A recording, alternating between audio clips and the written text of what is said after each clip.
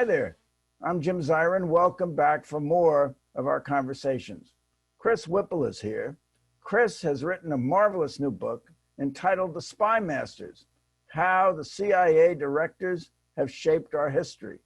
There he treats 17 CIA directors, and I can tell you the book is a thriller, like a John le Carré novel. I couldn't put it down. We're pleased to welcome Chris Whipple back to the program. Jim, it's great to be back with you. Thanks for having me. Yes, indeed. It's great to be with you again. Now, The Spymasters follows your other terrific book, The Gatekeepers, and that was about the White House chiefs of staff. Now, who's more important, the White House chief of staff or the director of the CIA? Great question. Here's a spoiler alert for you. Some of the attributes that make great White House chiefs of staff also serve CIA directors well, but I would say that it's hard to choose which is more important. One of the things I learned is that it's hard to overstate the importance of the position of CIA director, because he or she is the person we depend on to prevent another Pearl Harbor, 9/11, and yes, even a lethal pandemic. And it's this almost impossible balancing act where the CIA director has, on the one hand, to tell the president hard truths. And at the same time, he or she has to have the president's ear, or the whole enterprise is for naught. So it has some similarities to the challenge of being White House chief of staff, and they're both critical jobs. Well, we had at least one White House chief of staff, Leon Panetta, who also became the director of the CIA. Exactly. It's no coincidence that he was the gold standard in both jobs. And one of the reasons for that is that Panetta was, of course, 70 years old when he became CIA director. He'd been around the block. He was comfortable in his own skin. He was grounded. He had the confidence. Not only did he know Capitol Hill and his way around the White House, but he had the confidence to be able to walk into the Oval Office and tell the president what he didn't want to hear. That's a critical responsibility for both the CIA director and the White House chief of staff. And Panetta was great at both jobs. So have we had some CIA directors who weren't so confident? I mean, you alluded to 9/11 catastrophe and also the COVID crisis. And the CIA directors were really ineffective in heading either one of them off. Yeah, and of course, we can talk more about 9/11 and even the COVID-19 crisis in a minute, but to give you an example of how the relationship is everything, and the ability of the CIA director to tell the president hard truths is so important. Jim Woolsey was Bill Clinton's first ill-fated CIA director. He was chosen at the last minute, and Clinton just didn't like the guy. And after his first briefing on Iran that went on and on and on, after Woolsey left, Clinton turned to his aide and said, "I never want to see that man again." And he hardly ever did. They had one solo meeting, to the point where there was a freak accident on the south lawn of the White House. A small plane crashed, killing the pilot, sadly. But Woolsey, who had a self-deprecating sense of humor, met with the press shortly thereafter and said, "That was me trying to get an appointment with the president." So he had a sense of humor about it, but he was completely ineffective as CIA director, because you've got to have that kind of access. Now, the conventional path is somebody writes a book and it becomes a movie.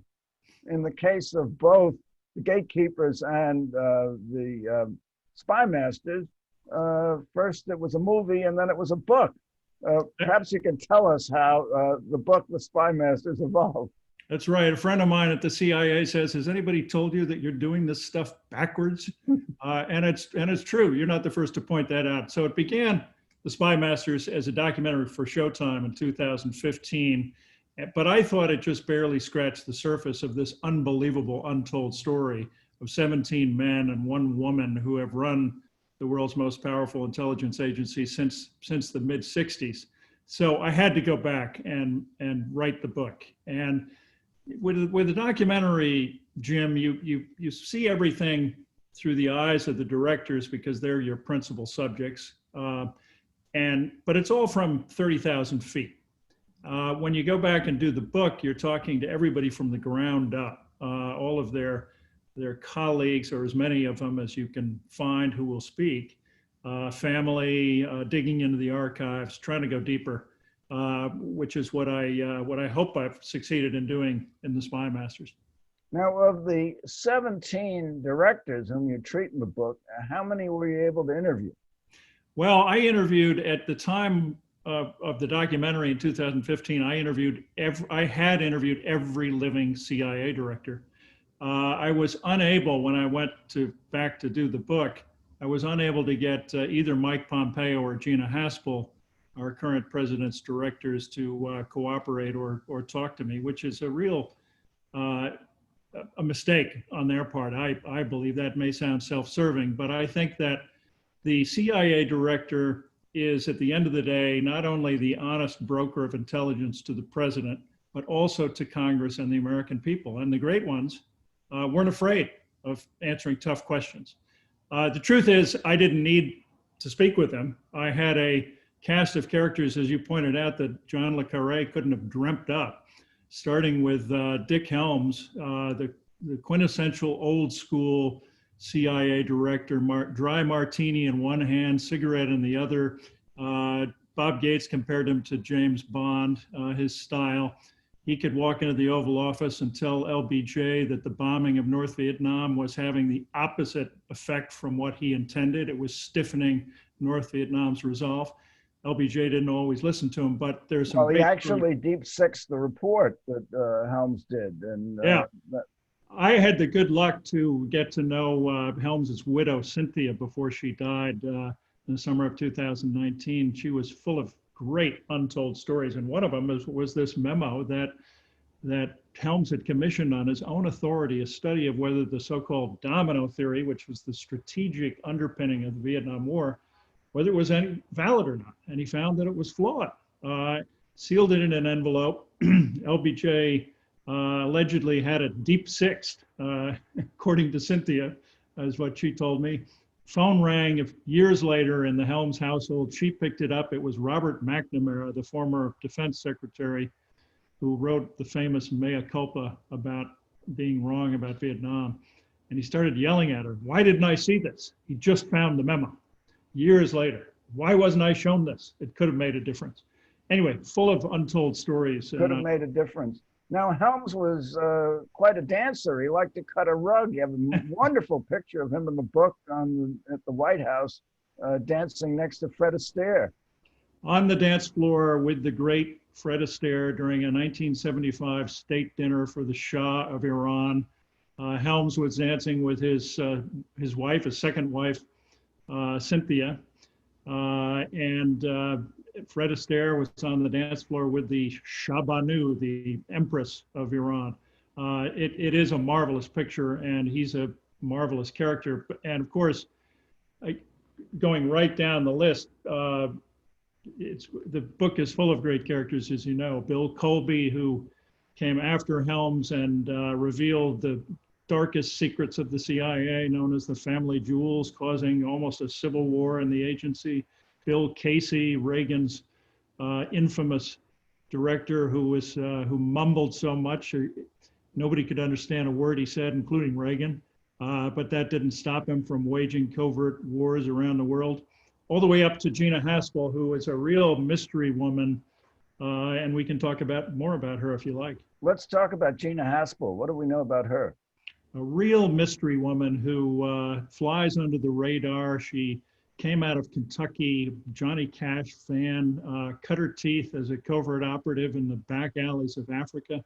By all accounts, was very good at it, and worked her way up. I tell the story in the book of this unlikely rapport she struck up with the least likely mentor you can imagine, Jose Rodriguez, who was the architect of the infamous enhanced interrogation techniques. And he turns out to be a kind of a feminist mentor to Gina. And when she wants to go to run the station, CIA station in Geneva, he says, "That's not good enough for you, girl. You've got to go to London." And she did. And Well, she wanted to go to London. She'd been educated in London, hadn't she? As the daughter, she was an army brat. she was an army brat and lived all over the place. And it was going to London, I think, that really sealed her rise to the top, because of course that's where all the important congressmen come in and out of, including her boss Mike Pompeo, and she became his deputy, and then the first woman to rise to the pinnacle of the intelligence world. And many people are critical of the agency, and it's not Trump who was the first president who's tried to politicize it. Nixon undoubtedly did. Helms stood up to him. But that has been one of the criticisms leveled at the agency. It was said that Tenet thought that, reported that weapons of mass destruction were a slam dunk in Iraq because he thought that's what Cheney and Bush wanted to hear. Has Gina Haspel been politicized in your judgment? Well, as you say, one of the great dangers with every CIA director is that he or she becomes too eager to please the guy in the Oval Office. So far, they've all been guys. And that was certainly a criticism made of George Tenet during the fiasco over WMDs. It's funny because last weekend I was lucky enough to be on the cover of the New York Times Book Review, and the reviewer said that my portrait of George Tenet was quote unquote damning.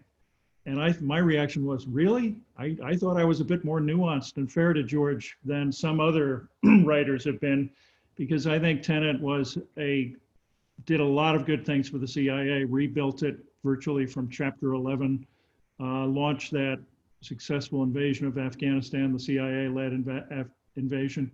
But of course, his tragic flaw was WMDs, which was a terrible mistake. I argue in the book that there really is no hard evidence that he cooked the books, as it were. And I asked him that question directly, and he absolutely vehemently denied it, but he got it wrong. So at the end of the day, the politicization of the intelligence community is a very dangerous thing. You can't argue that Tenet got too close to George W. Bush, and certainly the slam dunk meeting was an example of that. In Gina Haspel's case, I think there's also evidence, some troubling signs that she's been too eager to tell Donald Trump what he wants to hear. And I'll give you just one quick example. In fairness to her, on the one hand, she was very strong in her defense of the CIA's conclusion that MBS, the Saudi crown prince, was the one behind the horrible murder of Jamal Khashoggi.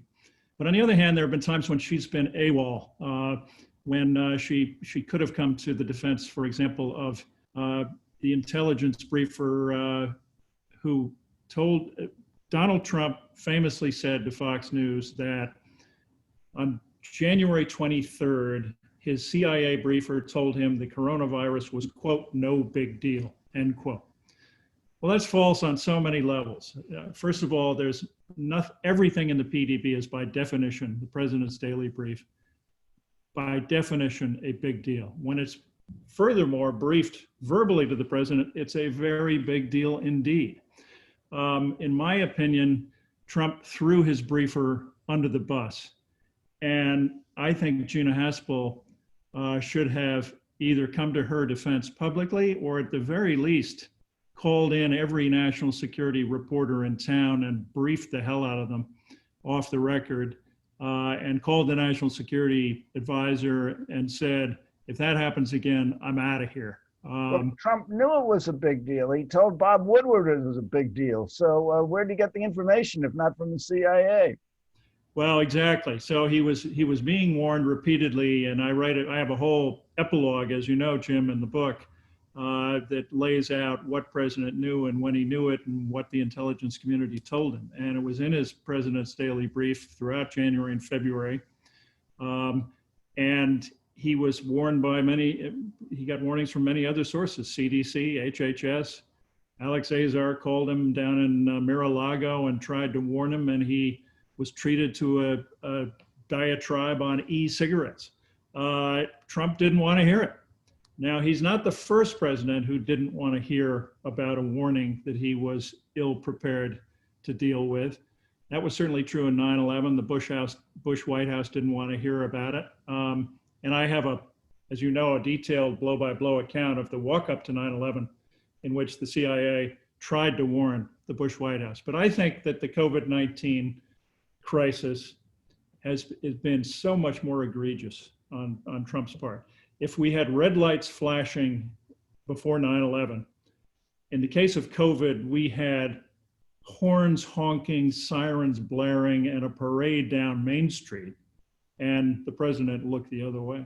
Well, there's more to the case against Gina Haspel than that, although that's pretty damning. She went to the State of the Union address and she vigorously applauded many of Trump's statements, some of which were false. Is that something you're critical of other CIA directors? Again, I mentioned before that the CIA director has to be the honest broker of intelligence to the president, Congress, and American people. And that's especially true when at the White House and in the Oval Office. It's a tradition started that goes back at least as far as Dick Helms, who called himself the honest broker, and he would leave the room before policy discussions. The CIA director shouldn't be putting his or her thumb on the scale of decision-making.